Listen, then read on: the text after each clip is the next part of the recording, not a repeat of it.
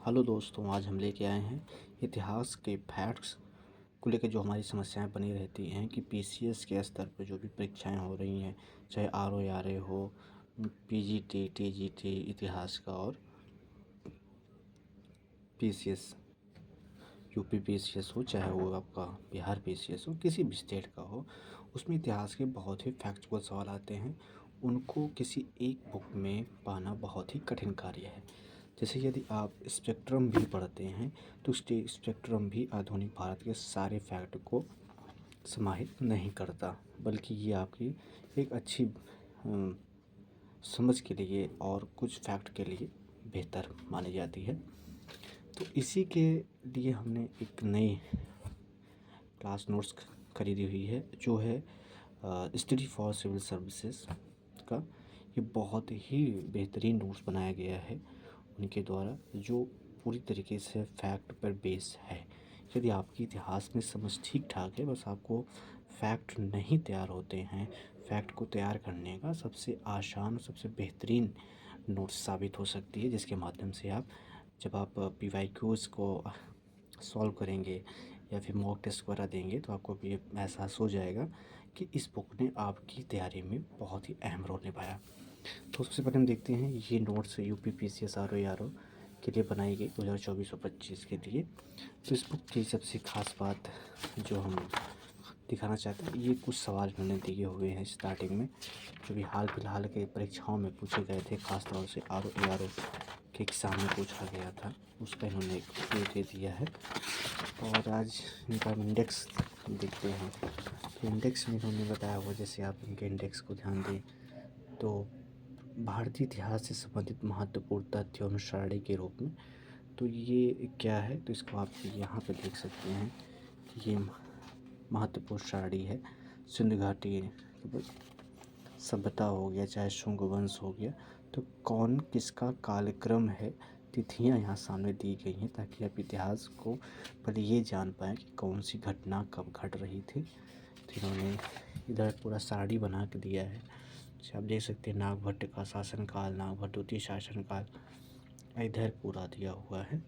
वैसे आरंभिक भारतीय पुरातत्व के प्रमुख कालखंड के बारे में दिया हुआ है कि कौन सा कालखंड कब शुरू होता है। कई बार छोटे छोटे सवाल भी आते हैं और हमें फंसा देते हैं। यहाँ से आप देख सकते हैं कि आप सिर्फ इंडेक्स पढ़ के जान सकते हैं कि कौन सा वंश पहले आ रहा है, कौन सा वंश बाद में आ रहा है। और इस तरीके से इसमें मध्यकालीन भारत को भी जगह दिया गया है, आधुनिक भारत को भी दिया गया है। टोटल अगर आप पेज नंबर देखें तो 303 से 308 पेज हैं। 308 पेज के अंतर्गत आप संपूर्ण इतिहास को पाते हैं, और इस तरीके से आपको ये महसूस होगा कि इससे बेहतरीन नोट्स अभी तक मार्केट में शायद ही किसी की हो। आप यहाँ देख सकते हैं प्रमुख साहित्यिक परंपराएं यहाँ दी हुई हैं। तो पाणिनि की अष्टधाई, संस्कृत व्याकरण, प्रमुख धर्म स्रोत, आरंभिक बौद्ध ग्रंथ, त्रिपिटक वगैरह। आप यहाँ देखिए कि उन्होंने भारतीय इतिहास में महत्वपूर्ण लड़ाइयाँ और युद्ध को एक ही जगह समाहित कर दिया है। तो इससे आप बहुत ही तेज़ी के साथ रिवीजन के टाइम में रिवीजन कर सकते हैं। और साथ ही इसमें कालक्रम भी दिया हुआ है और स्थान भी दिया हुआ है, कौन जीता कौन हारा ये भी दिया हुआ है। तो एक सारणी में जो चीज़ें दी होती हैं, ख़ासतौर से स्टेट पीसीएस के, ये बहुत ही फेवरेट सवाल होते हैं। ये तो मिलान करना होता है या तो एकदम एग्जैक्ट आंसर डेट्स पूछ लेते हैं, तो उसके लिए बेहतरीन सारणी साबित हो सकती है। और इसी के साथ हम देखते हैं कि ऋग्वैदिक कालीन देवता, यानी कि कैसे ऋग्वैदिक कालीन देवता थे, ऋग्वैदिक कालीन शब्दावलियाँ, क्या शब्दावलियाँ यूपीएससी में भी पूछी जाती रही हैं और आगे पूछी जाती रहेंगी, कि उसका भी ये फुलफिल कर देता है। भारत में बौद्ध मठ कहाँ पाए जाते हैं, मौर्य साम्राज्य की राजधानियाँ, शौर्य, सभी चीज़ें यहाँ से बहुत बेहतरीन दी हुई हैं। आज हम मध्य, यानी अगर हम देखें तो इन्होंने पेज संख्या 30 के अंतर्गत ही पूरे प्राचीन भारत की जो इम्पोर्टेंट सारणी थी उसको बना के यहाँ दे दिया है। फिर मध्यकालीन इतिहास से संबंधित चीज़ उन्होंने दिया हुआ है। मध्यकालीन भारत से संबंधित सभी एक ही स्थान पे समय सारणी बना करके दे दिया है।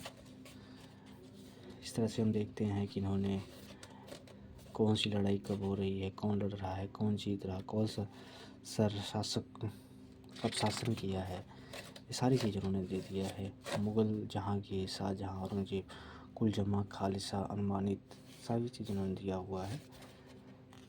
और इसके बाद हम देखते हैं, ये देखिए आप आधुनिक भारत का इतिहास यहाँ से स्टार्ट होता है कि वो कैसे वास्को डी गामा आ रहा है, कब आ रहा है और किस तरीके से पूरा एकदम क्रम में पूरा काल क्रम दिया हुआ है, जो बहुत ही इम्पोर्टेंट साबित होता है यूपीपीसीएस के एग्ज़ाम के लिए।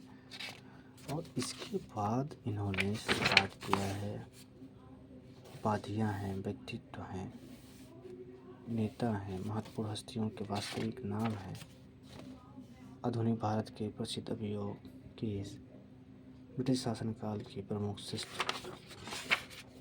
मंडल है, वचन है, नारे हैं, शैली में निर्मित देसी लेखक, तीर्थंकर हैं, डिस्प्यूट ऑफ लॉज है।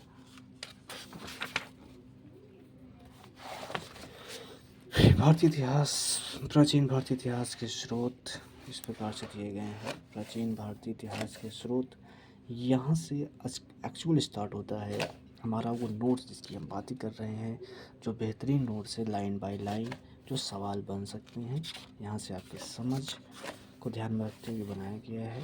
इस तरीके से पूरा नोट्स बना हुआ है। इसमें अब डायग्राम भी बना रखा है इन्होंने, मैप भी दिया हुआ है।